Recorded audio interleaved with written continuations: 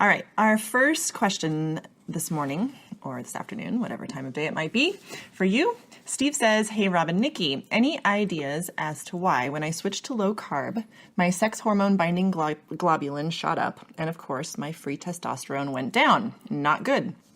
I heard a podcast between Asprey and D'Agostino a while back, and Dave mentioned that he was seeing that in a small percentage of clients, but did not know why. Hence, any thoughts you can provide would be helpful. Stay the course, Steve. Yeah, so, this is actually a fairly common phenomena. There is a relationship between insulin signaling and the production of sex hormone binding globulin, sex hormone binding protein.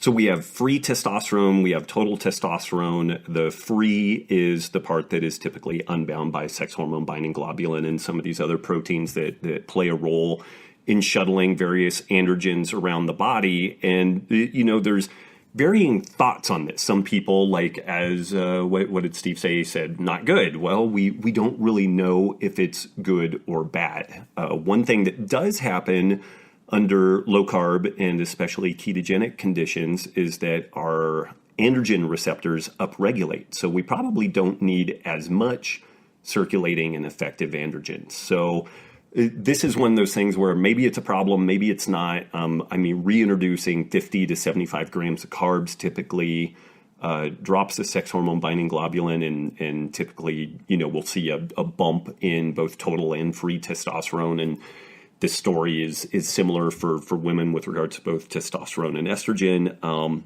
But it kind of begs the question whether or not it's actually an issue. And so we then look at clinical manifestations. Like for males, are you still pitching wood in the morning, which is good. We would like to generally see that. Are you recovering from exercise? Is your body composition pretty good?